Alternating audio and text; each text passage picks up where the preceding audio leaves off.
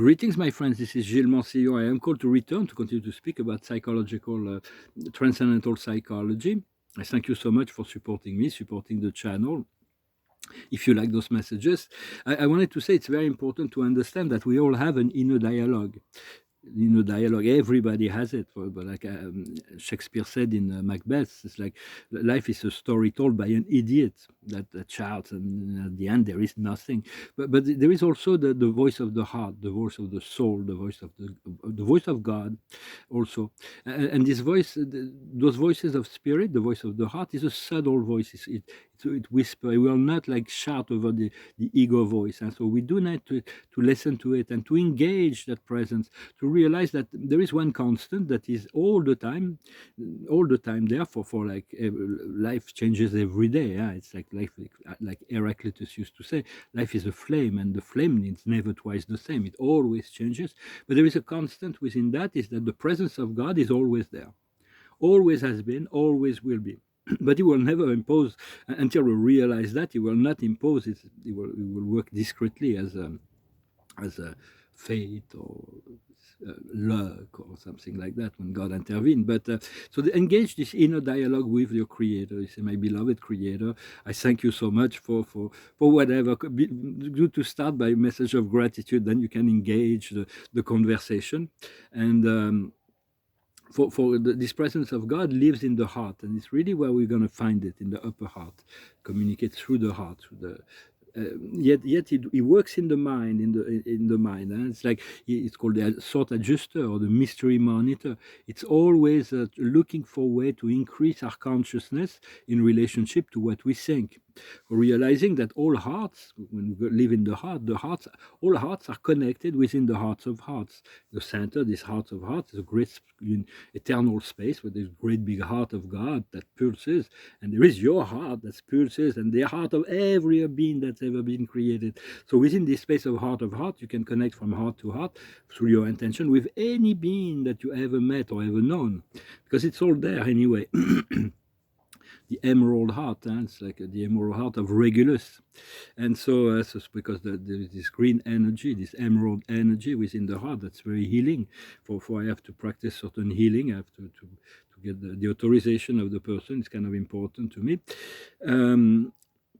For this presence of God is permanent in all beings. So if you can establish a certainty of that presence, a certainty of belief that you can do that when you get comfortable enough, you can, and you want to solve any relationship or situation problem, you can ask your I am presence to communicate with the I am presence of that other person. If the other person, because if this person is open to a God self, he will definitely work out in the best possible way. But if the person is not open to the reception, then the higher self will take over, the other soul, and the soul and the guides will transmit the information, because God will know what to do. God is sure about his work, but he works very slowly. But he will take exactly at the end. He will get always, like when you play a game of chess, it's like God already won. Right? It's like before you even make the first move, he's got the last cards, and so it's like this whole process is taking us where he wants us to go in relationship to our soul plan and the desire for experience and growth.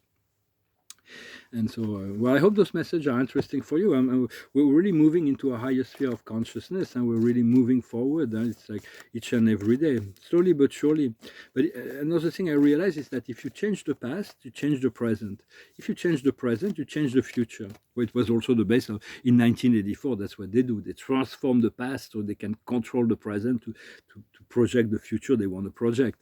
But I'm not talking about any negative dystopian idea. I'm talking about something very, very consequently real, is that the past, what has been written, will not change per se. What's been done is been done. You cannot go back in time and relive. Well, you can, but not when the physical plane. It's like anything within infinity, nothing is as strict as we think. But what we can change is the perception of the past, the organization of memory. And if so, we change the past because our memory of it has changed. Then the present in change, and then that can help to create a new future. And for the past and present and future exist within the now of the quantum field.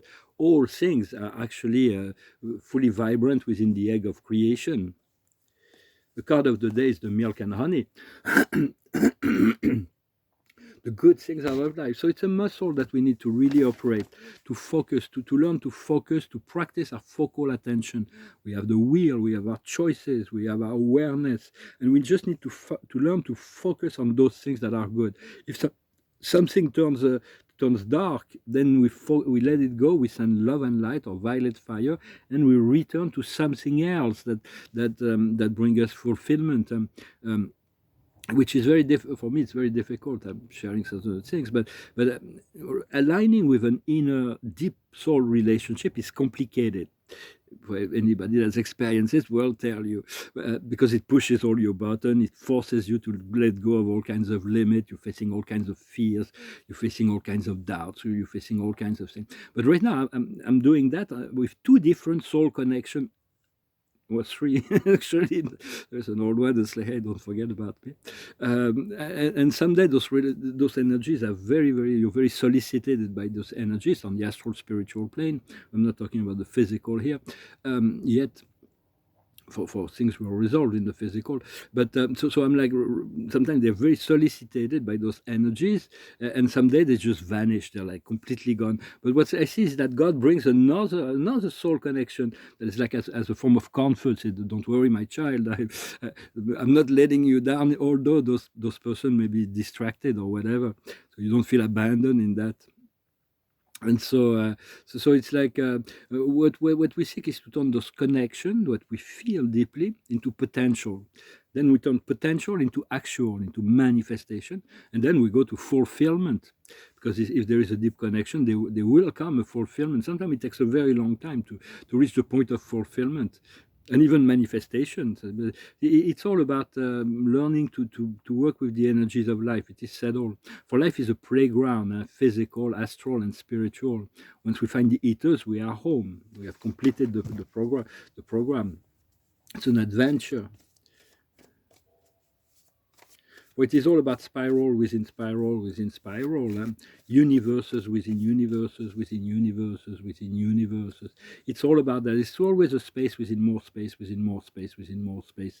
It goes infinitum, and so it will always be like this. But then, within the quantum field, we can go into a lower space, more dense, or a higher sphere, more ethereal, all the way to the point where our space is infinite, is like unlimited, where consciousness grow into a space that there's no, where we are being liberated from all kinds of mental limitations. And even on Paradise, a chance to have that number of experiences,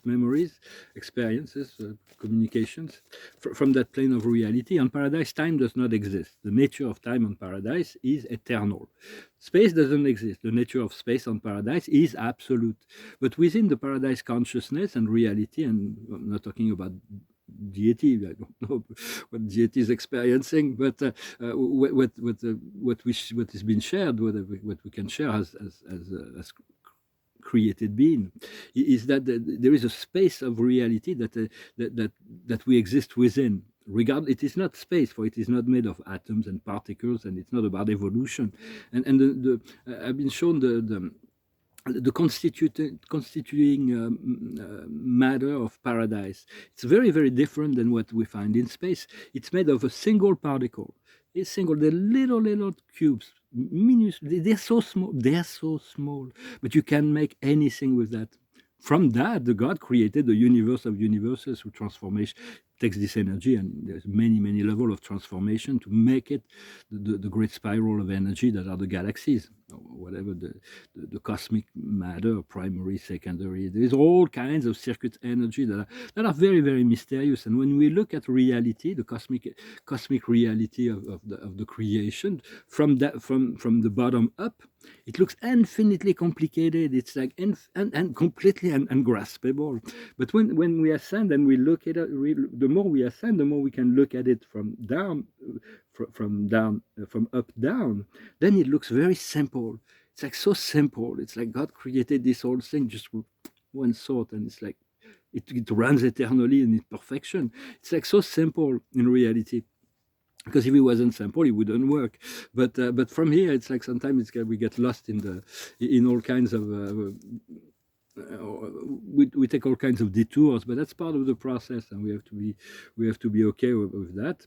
Well, I hope this message was interesting for you. I thank you very much. I appreciate your likes, your comments, your subscription, and your sharing, and for your donations, if you can. It's really assisting me right now. But I keep hearing the word champagne, so I know that freedom is like coming, is here already. The card of the day, the observer of the day, is the mother, the great mother, the mother, to be nourishing, to be kind, to be.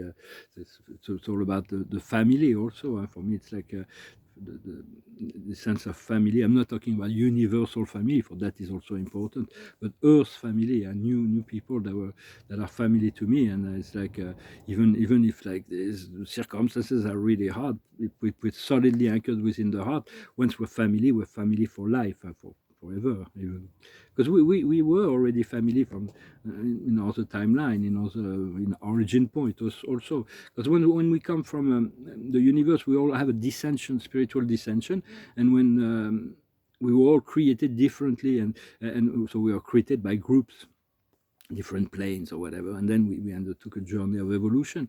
But during this journey of evolution, we developed some serious, very powerful connection, soul connection with different beings and different civilizations. Even we'll come to realize we are connected to the Arcturians, the Pleiadians, the Venusian, the Andromedan, the Syrians, and many others that because we've had so many lifetime with them. We were like family then, and we're still family now. They haven't forgot. We forgot because we had no choice. When we come here, we accept to forget all our memories. I was lucky that a lot of memory circuits and spiritual connection were left open when I came into this incarnation. My master guide informed me of that. It's a blessing in some way, although you feel a bit lonely because it's like nobody else understands it. It's like you're like, whoa, it's like, why don't everybody else sees that? Anyway, the highest wisdom is the Greco-Roman. Memories during those times. It's like it can be during this we all had past lives also during those times. I know I played a very important. I was a mortal, and maybe more lives, but one of them I remember. Is that I had a life. I'm like Homer talks about me in his great book L'Odyssée and l'Iliade. I was part of this great story of one of my past lives. What we need to understand is the Father, it is God. It's really relying on the Creator. For me, it's like, even if I don't understand, it is really the highest way. There is no higher way than to trust, to let God do His work. Because God already knows all things, and it's like He's willing to become our full partner, really. And so, but He will not impose His will. He's too great for that. He will not judge us. Whatever we choose, He will never stop loving us. It's like, regardless of what we do, even the darkest being in the universe, He still loves them because He knows they're contributing on some level to the story and the evolution of life in this part of space. So just be kind to yourself and let go of all the dark archetypes. Just let them be. Just the less you interact with them, the better it is for your peace of mind and your joy. And when you're with God, they cannot touch you. So it's like God is always there. We just need to be reminded all the time of that. So it's what we need to do is the Amerindian. For me, it's like going to America will be very important. I love this culture too. I've lived in New Mexico, in Colorado, and I've had a number of experiences. I used to do the sweat lodge and all kinds of things. It's really, I miss New Mexico. It's going to be really nice. LA, New York, Miami, maybe Denver, Boulder, Aspen, I don't know, maybe going to visit, maybe going to Las Vegas also. It's been coming up, and Japan has been coming up very strong for me. I know that's going to be a very strong connection. And the outcome is the wishes. We've made some wishes. Our deep desires is really what we program. It is the will of God.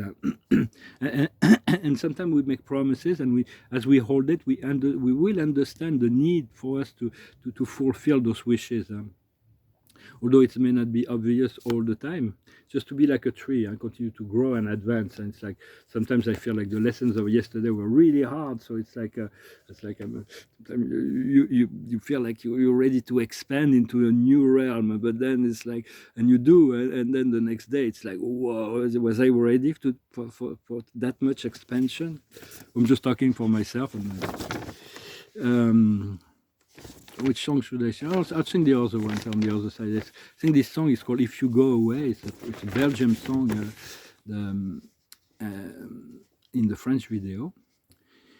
It's a romantic song, but this one is also a romantic song. It's from Cat Stevens. It's from Eric Clapton. It's called "Tears in Heaven." Would you know my name if I saw you in heaven? Would it be the same if I saw you in heaven? I must be strong and carry on, 'cause I know I don't belong here in heaven. Would you hold my hand if I saw you in heaven? Would you help me stand if I saw you in heaven? I'll find my way through night and day, 'cause I know I just can't stay here in heaven. Time can bring you down, time can bend your knees, time can break your heart, have you begging please, begging please. Beyond the door, there's peace, I'm sure, and I know there'll be no more tears in heaven. Would you know my name if I saw you in heaven? Would it be the same if I saw you in heaven? I must be strong and carry on, 'cause I know I don't belong here in heaven. Yeah, time can bring you down. Time can bend your knees. Time can break your heart. Have you begging, please?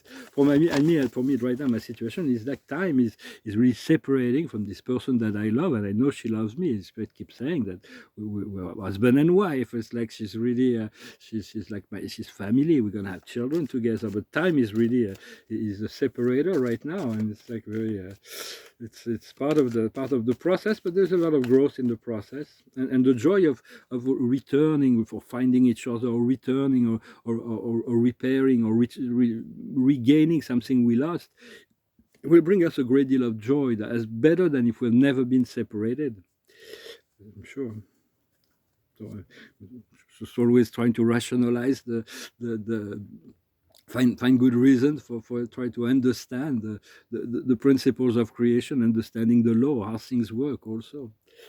What we're looking at is the observer of the day, the card of the day is participation. It's about completion, it's new energies, beautiful harmonization, but we need to participate to become a dance of creation with our soul, so that our soul becomes the dominant energy within ourselves.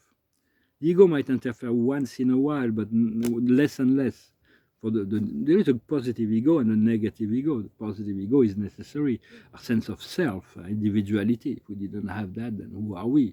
But I see a lot of people criticizing the ego, but it's like the ego in identification. We need this identification. We don't need the negative ego or worse, even the alter ego that's always in complaint, always in criticism, always in self-denial. So we don't need that, and we don't need negative ego. But we're completing this dance. What we need to, the highest wisdom is trust. What we need to understand is isolation. To be trapped within a wall of ice. The only way to dissolve the ice is to feel the pain. Not so fun. But if we can laugh about it, after that we can laugh about it. But when we go through it, sometimes it is necessary, but it's not always. So what we need to do is courage. So it's about being courageous, to face our fear, to open our heart. This flower wasn't really easy for her to grow there, but she did, and she burst through. She broke through, and the outcome is totality. It means we have to learn to stay very focused. If your focus takes you to some place that is not really what is wanted, send violet light and ask an angel to finish to bring it back to order, and then return to something that feels good, that is in alignment with your higher frequency. So it's like the thing is, as we dissolve the walls of isolation, it becomes intense, and the intensity of light and the intensity of love, and it's like so it's like we're doing our best, huh? So just continue to cultivate this sense of also cutting the cords, because we're going to get exhausted if we don't, if we allow all the energies of the outside world and the past to wait on us. We'll be exhausted. So we can cut all the cords, but there are certain cords that we need, though. It's like not cords, like not in that sense, but you can consider that relationships are like strings, and when there is like sometimes there is tension in the string, so we need to smooth it out, to send love and light, so it just. And then when it's completely the chords, sometimes it's just memory is forgotten. It's like there is no more hold. But all relationships are eternal. And there is certain chords, certain links, certain communication. We don't want to cut we want to cut the cords, but we don't want to cut the cords to that which is those who are important to us. It's like it would be like abandoning them. So it's like it's a delicate process. But we need to ask the archangel to remove all that is no longer necessary within our life. You have to trust that if you trust that they see exactly, because your inner self and your God self know even better than the company of heaven. Yet they have great wisdom, and I always trusted them in whatever they're doing. Unconditionally, in many ways, the archangels. Not be careful also. Sometimes through channel messages, some people can use the name of an archangel, and it can be a message of confusion and chaos. That happens. So just trust how you feel about things, because once we realize that and we remove those cords that are unwanted and unnecessary, then we find the source. We put our hands on the light. It is an empowerment. It is the power of the power of source. So what is it we need to expand? We need to stop doing things just to please others. It's like it's no longer necessary. We don't need to please anybody. We just need to be pleased ourselves. It sounds very selfish, but once we are full with this one life, we can share. Once we are healed, we can share that healing. Once we are rich, we can share the abundance. Once we are enlightened, we can share the light. Once we are full of love, we can share this love. But we cannot share something that is not yet there. Doesn't mean that we cannot get a sense of attitude. Before we get something, we got to get a sense of attitude and prepare ourselves for that. And the outcome will be the wheel of fortune, the wheel of great time, the miracle. So many things are in the works. Well, thank you very much. I hope this was interesting for you. I wish you a wonderful day, and I'll talk to you later. Salat.